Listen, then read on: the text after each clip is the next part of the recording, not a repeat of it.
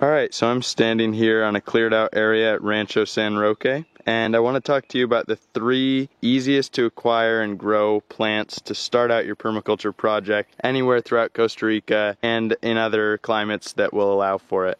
So the first plant I want to talk to you about is a ground cover plant. This is peanut grass, also known as just mani in Spanish, although it's different than peanuts. It doesn't produce any fruit. Rather, it serves as a very lovely to walk on nitrogen fixing ground cover. So as you can see, this space we had excavated for the build of this cabin is very extensive and it's just bare ground right now. So what I've done is I started planting this peanut grass or mani very closely together in a patch so that it'll hopefully take off and start filling the space. When you see it more established, you can often see this peanut grass just filling up an entire area as it grows really long stems and kind of just starts covering the whole ground. When you pull up the roots, you can see nodules on the roots indicating that it fixes nitrogen, as many leguminous species do. So this is one that I really love having at any project. To propagate it, as I did here, you just take cuttings from a patch where it's very established. So down below at a neighbor's house, they have a lot of peanut grass that I was able to just take cuttings from, remove some leaves, and leave a long stem, which I buried mostly underground and just planted all over this area, leaving a few leaves outside of the ground. When the rains come, it roots down very well, and then it just continues growing like this has. This has already grown a lot since I planted it about a week ago, and I'll come in with more of it and hopefully just cover this entire area so that the soil can be covered with a plant that's going to keep weeds down and fix nitrogen into the soil. So the next plant I want to talk to you about is vetiver. This standing grass right here is vetiver, and I planted a lot of it along this edge of a little pathway to our property. So what this plant does is it roots down and grows into a big clump of grass. The thing about the roots is that it roots straight down into the soil. So if you plant it along an edge that you want to maintain, it'll hold the soil when heavy rains come, or along trenches, it'll hold soil when heavy waters are flowing through, preventing erosion.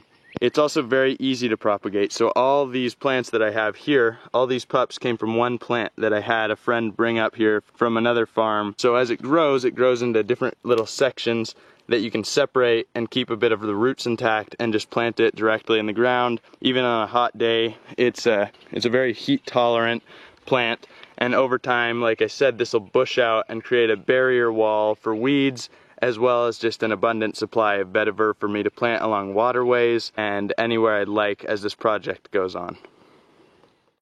Now the third plant I want to talk to you about today is what's sticking out of the ground here. This is Madero Negro, and these are branches of the tree that I just cut and buried pretty deep in the ground here just to stand along the edge of the property. The idea with this tree, which is also known as the fence post tree or quick stick in some places, is that it roots down very quickly, sprouting new growth, and begins to just live as you've planted it here.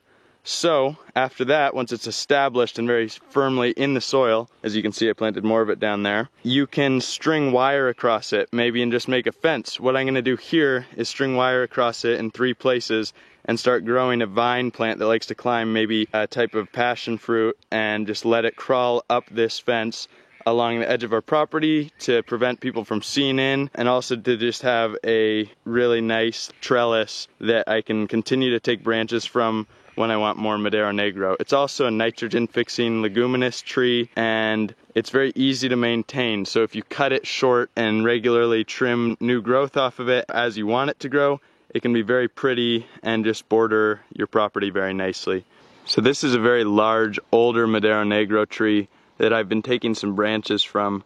I'll come by with my handsaw and just saw a nice long branch off and use it to add to my fence up at my property. Here's another, and this is a tree that you can find growing alongside cattle pastures as fence posts in most parts of the country. Branches are sticking up, just ready to be cut and propagated to create more trees from.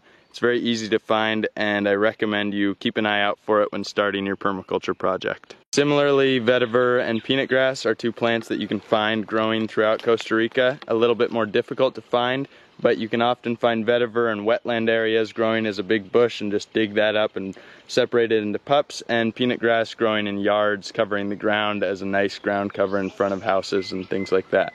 So keep your eye out, and you can travel around and find these species rather than getting them in a nursery. So Madera Negro, peanut grass, and vetiver.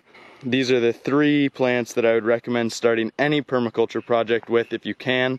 And if you can't find those, similar things: ground cover, a quickly propagated fence post tree, and a standing clump grass that can hold soil for you well and create border walls. Those are the 3 I recommend, and that's what I've started with here at Rancho San Roque. And the other things I've got going, which I could recommend as a good kind of 4th step, is hardy perennials. So a nearby farm had some pineapple pups, actually older pups, kind of plants they wanted to space out and that they could give to me, about 40. So I brought them up here and planted them all in places that I thought it would be nice to have pineapples, which are beautiful and obviously produce a delicious fruit. So these might take a year, might take less to fruit, but I won't really have to do much for them. Even though it's the dry season right now, they're getting enough rain that they'll keep growing here if I go away. So yeah, something like that could be a good step after you have these ground covers established and different useful plants. You could start growing perennials and things like pineapples that don't take much attention or energy.